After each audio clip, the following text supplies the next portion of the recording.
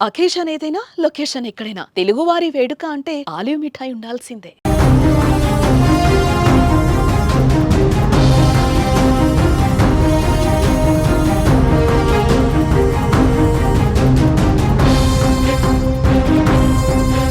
భారత్ పాకిస్తాన్ల మధ్య యుద్ధ వాతావరణం తారాస్థాయికి చేరుకుందని చెప్పుకోవచ్చు.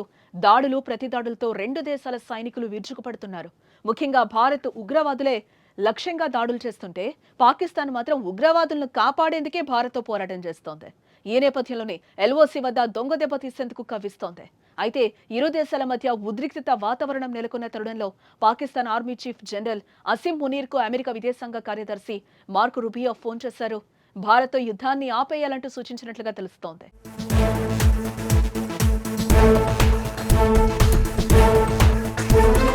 ఇరు దేశాల మధ్య యుద్ధ వాతావరణం వల్ల చాలా కోల్పోయే ప్రమాదం ఉందని, అందుకే ఘర్షణలను నివారించాలని సూచించారు.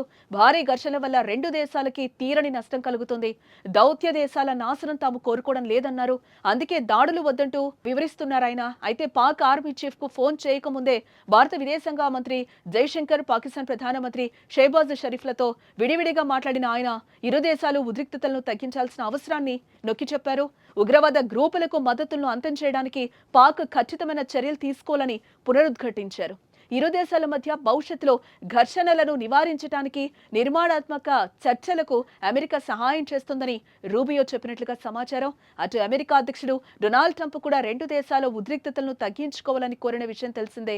ఈ ఉద్రిక్తత వీలైనంత త్వరగా తగ్గుముఖం పట్టాలని అధ్యక్షుడు కోరుకుంటున్నారు.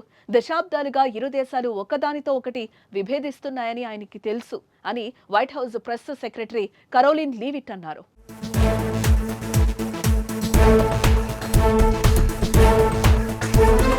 ఇటు మరోపక్క భారత్ పాకిస్తాన్ మధ్య ఉద్రిక్తతలు తీవ్రతరమవుతున్న నేపథ్యంలో అమెరికా ఉపాధ్యక్షుడు జెడీ వాన్స్ కీలక ప్రకటన చేశారు. యుద్ధంలో తాము జోక్యం చేసుకోబోమని, ప్రాథమికంగా దాంతో తమకు ఎటువంటి సంబంధం లేదని ప్రకటించారు. భారత్ పాకిస్తాన్ దేశాలు అమెరికా నియంత్రణలో లేవని, ఉద్రిక్తతలను తగ్గించాలని మాత్రమే ఆ రెండు అణ్వస్త్ర దేశాలకు మేము సూచించగలమంటూ చెప్పుకొచ్చారు. దౌత్య మార్గాల ద్వారా ఇరు దేశాలకు ఈ విషయాన్ని తెలియజేస్తామని ఆయన ఓ ప్రకటనలో చెప్పారు.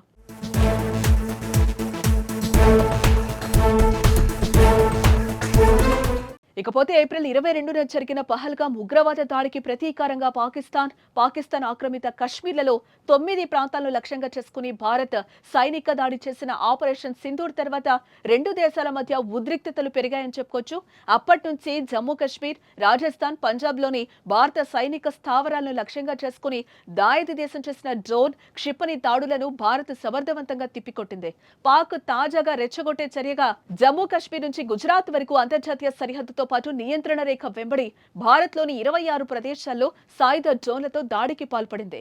పాకిస్తాన్ డ్రోన్ దాడుల్లో భారత్ తిప్పికొట్టిన కొన్ని గంటల తర్వాత శ్రీనగర్లో కూడా బహుళ పేలుళ్ల శబ్దాలు వినిపించాయి.